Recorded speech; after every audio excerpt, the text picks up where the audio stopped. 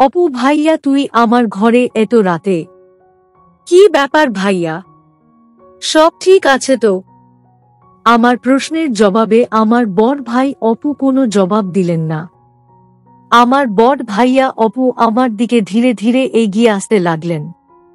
আমি আমার অপু ভাইয়ার দিকে এক দৃষ্টিতে তাকিয়ে আছি। আমার অপু ভাইয়া আমার কাছে এসে আমাকে বললেন, রিমা বোন, আমার এই বৃষ্টির সময় আমি আমার ঘরে থাকতে পারছি না।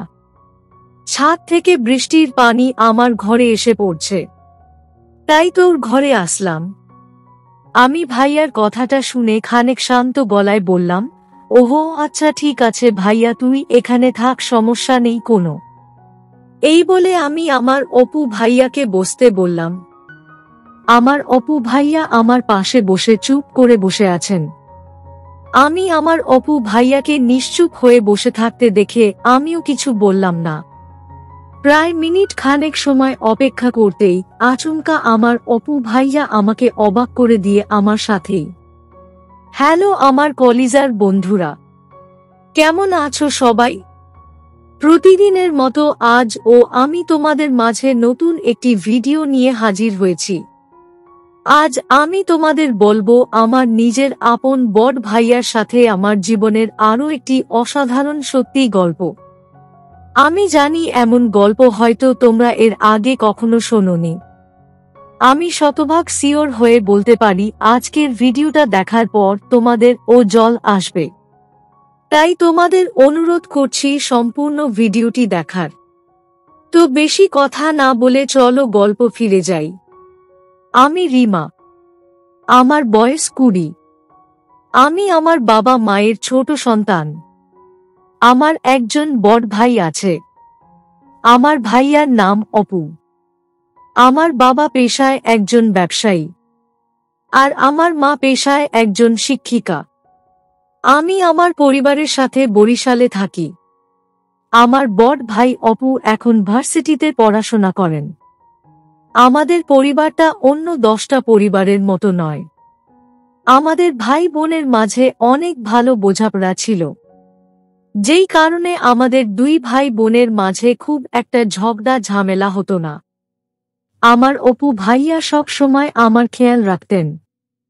আমিও সব সময় আমার অপু ভাইয়াকে সম্মান করি। আমি কখনো আমার ভাইয়ার উপর কোনো কথা বলিনি।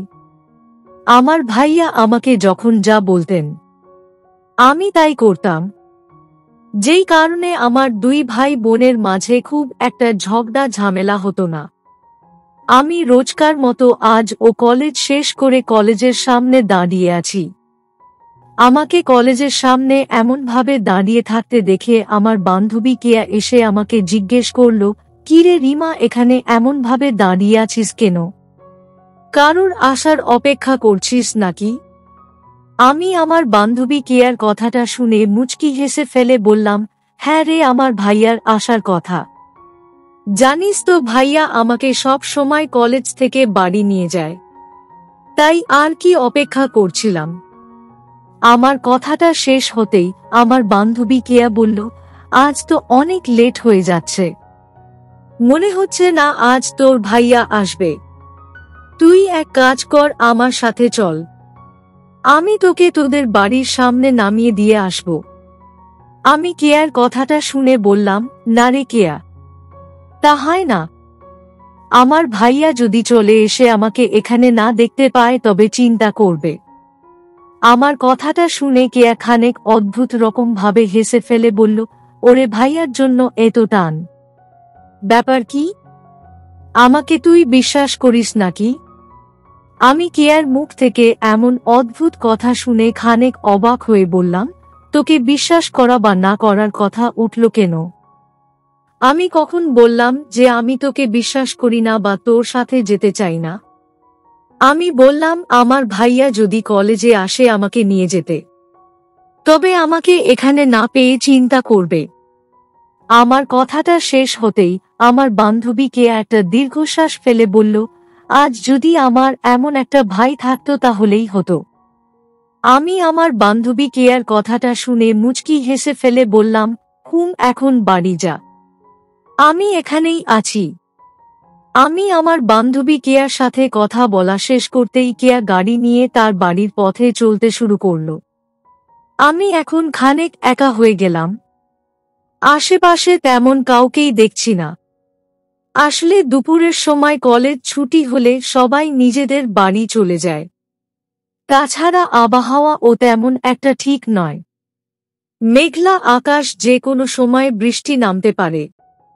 তাই এমনিতেই সবাই দ্রুত যার যার বাড়ি ফিরে গেছে। আমি আরো মিনিট খানেক অপেক্ষা করতেই আমার অপু ভাইয়া তার বাইক নিয়ে আমার সামনে এসে দাঁড়ালো। অপু ভাইয়া বাইক নিয়ে আমার এসে দাঁড়াতেই আমি খানেক অভিমানী কণ্ঠে আমার ভাইয়াকে বললাম, কিরে ভাইয়া, তোর এত সময় লাগে? আমি সেই কখন থেকে অপেক্ষা করছি তোর আসার, কিন্তু তোর তো আসার কোনো নাম নেই। এতক্ষণ সময় কোথায় ছিলিস তুই ভাইয়া? আমার অভিমানী কণ্ঠে বলা কথাগুলো শুনে আমার অপু ভাইয়া খানেক হেসে ফেলে বললেন, আর বলিস না বোন আমার, আমি ক্লাস শেষ করে একটা জরুরি কাজে গিয়েছিলাম, সেখান থেকে আসতেই লেট হয়ে গেছে। আমি আমার ভাইয়ার কথাটা শুনে বললাম, ওহো, আমি আরো কি না কি ভেবে চিন্তা করছিলাম। আমার কথাটা শেষ হতেই আমার অপু ভাইয়া আমাকে বলল, হয়েছে, এখন বেশি কথা না বলে বাইকে উঠে পড়। বৃষ্টি চলে আসতে পারে। একবার বৃষ্টি চলে আসলে আরো বেশি সময় লেট হবে। আমি আমার অপু ভাইয়ার কথা শুনে আর কিছু বললাম না। আসলেই আকাশটা সম্পূর্ণ কালো মেঘে ঢেকে আছে। এখন যদি সত্যি বিলম্ব করে ফেলি তবে বাড়ি ফিরতে লেট হয়ে যাবে। আমি তাই আর অপেক্ষা না করে আমার ভাইয়ার বাইকের পেছনে উঠে বসলাম। আমি আমার ভাইয়ার বাইকের পেছনে উঠে বসতেই আমার অপু ভাইয়া বাইক স্টার্ট করল।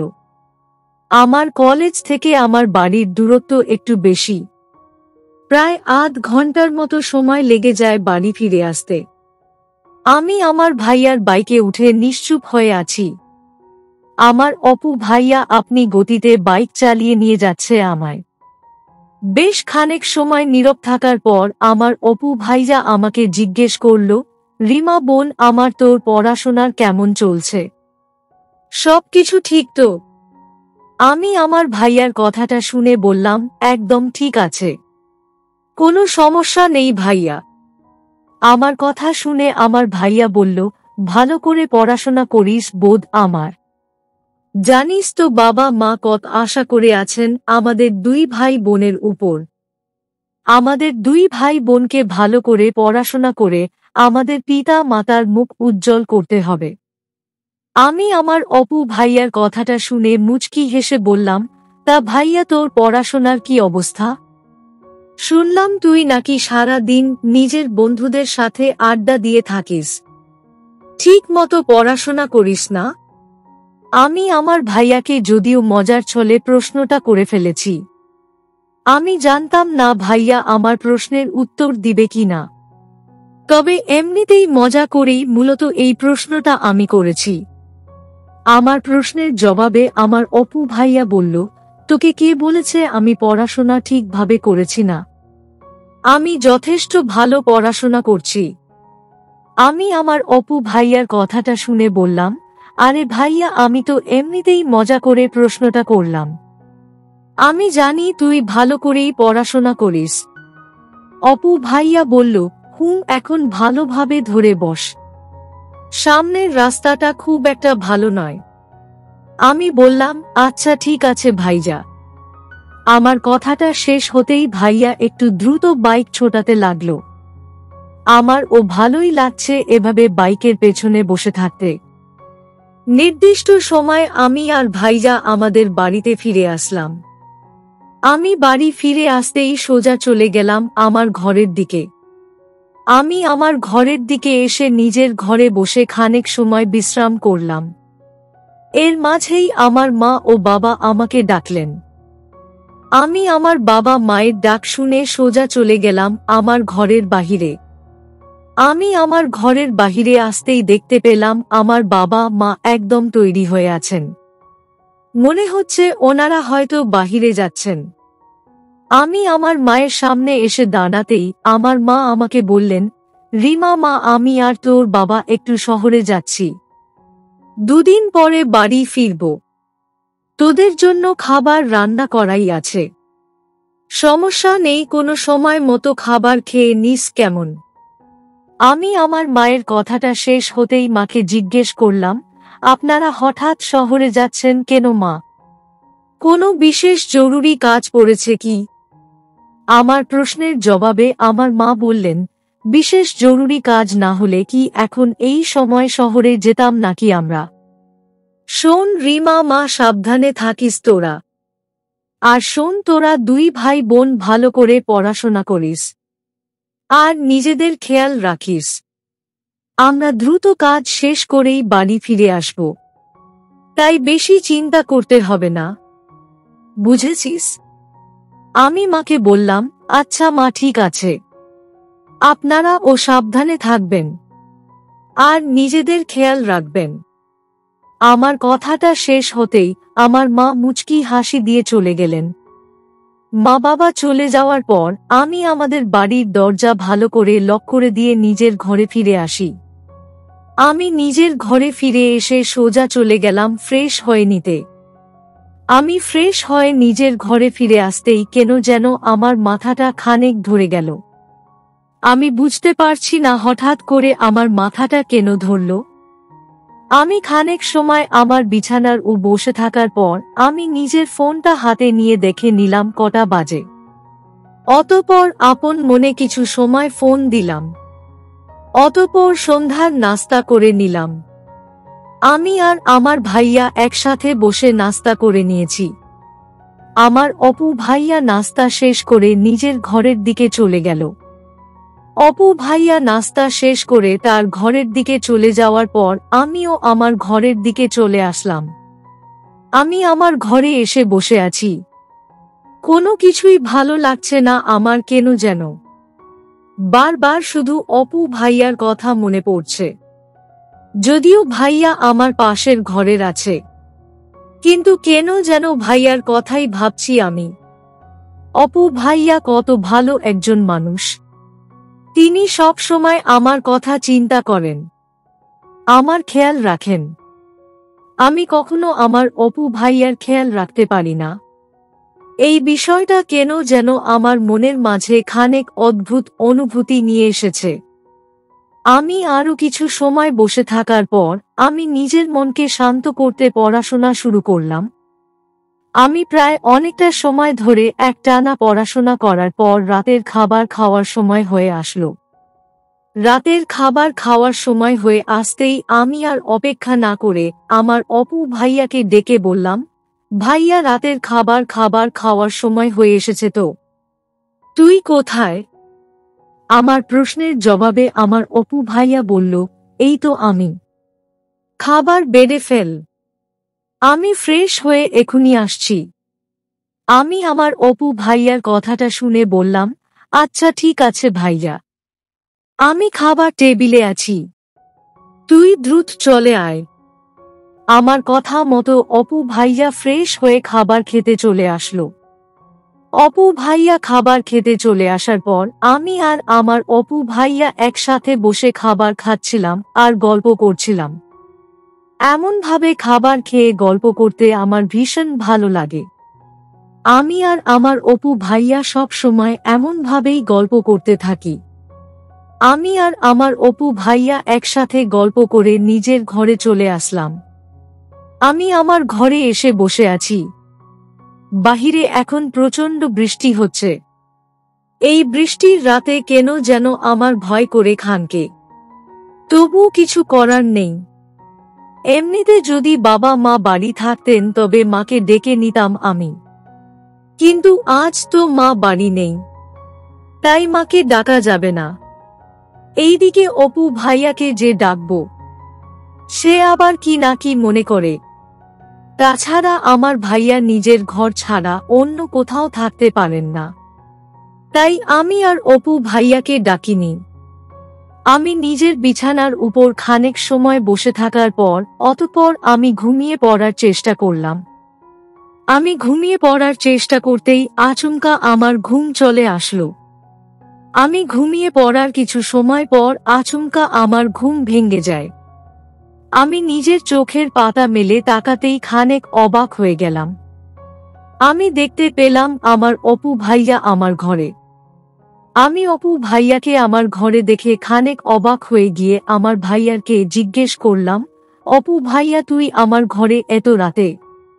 কি ব্যাপার ভাইয়া, সব ঠিক আছে তো? আমার প্রশ্নের জবাবে আমার বড় ভাই অপু কোনো জবাব দিলেন না। আমার বড় ভাইয়া অপু আমার দিকে ধীরে ধীরে এগিয়ে আসতে লাগলেন। আমি আমার অপু ভাইয়ার দিকে এক দৃষ্টিতে তাকিয়ে আছি। আমার অপু ভাইয়া আমার কাছে এসে আমাকে বললেন, রিমা বোন, আমার এই বৃষ্টির সময় আমি আমার ঘরে থাকতে পারছি না। ছাদ থেকে বৃষ্টির পানি আমার ঘরে এসে পড়ছে, তাই তোর ঘরে আসলাম। আমি ভাইয়ার কথাটা শুনে খানিক শান্ত গলায় বললাম, ওহো আচ্ছা ঠিক আছে ভাইয়া, তুই এখানে থাক, সমস্যা নেই কোনো। এই বলে আমি আমার অপু ভাইয়াকে বসতে বললাম। আমার অপু ভাইয়া আমার পাশে বসে চুপ করে বসে আছেন। আমি আমার অপু ভাইয়াকে নিশ্চুপ হয়ে বসে থাকতে দেখে আমিও কিছু বললাম না। প্রায় মিনিট খানেক সময় অপেক্ষা করতেই আচমকা আমার অপু ভাইয়া আমাকে অবাক করে দিয়ে আমার সাথেই বসে গল্প করা শুরু করল। আমি আমার ভাইয়াকে গল্প করতে দেখে মুচকি হেসে বললাম, ভাইয়া তুই এখন গল্প করছিস না ঘুমিয়ে? আমার ভাইয়া এবার আমাকে বলল, তো কি করব, এমনিতেই ঘুম আসছে না আমার, তাই ভাবলাম গল্প করে নেই কিছু সময়, তারপর না হয় ঘুমিয়ে পড়ব। কেন রে, তোর কি গল্প করতে ইচ্ছে করছে না? আমি আমার ভাইয়ার প্রশ্নের জবাবে বললাম, আরে না ভাইয়া, সমস্যা নেই, আমার ও ঘুম আসছে না, আমি এখন গল্প করতে পারি। এই বলে আমি আমার ভাইয়ার সাথে বসে গল্প করতে লাগলাম। আমার অপু ভাইয়ার সাথে বসে আমি অনেকটা সময় ধরে গল্প করার পর আমরা ঘুমিয়ে পড়লাম। অতঃপর আর কি, যেহেতু আমার ভাইয়ার ঘরে একটু সমস্যা হয়েছিল, তাই ভাইয়া আমার ঘরেই থাকলো। আমি সত্যি মন থেকে অনেক খুশি এমন একজন ভাইকে পেয়ে। আমার ভাইয়ার মতো মানুষ হয় না। তো বন্ধুরা, এই ছিল আমার নিজের আপন বড় ভাইয়ের সাথে আমার জীবনের একটি সত্যি ঘটনা। তোমাদের কেমন লাগলো আজকের গল্পটা? অবশ্যই কমেন্টে জানাবেন। প্রিয় বন্ধুরা, আজকের ভিডিওটি এখানেই শেষ করলাম। যদি আমাদের ভিডিওটি আপনাদের ভালো লেগে থাকে তবে একটা লাইক করবেন এবং চ্যানেলটি সাবস্ক্রাইব করবেন। আজকের জন্য আপনাদের কাছে বিদায় নিচ্ছি। দেখা হবে আগামীকাল নতুন একটি ভিডিও নিয়ে। সে পর্যন্ত সবাই ভালো থাকবেন। ধন্যবাদ।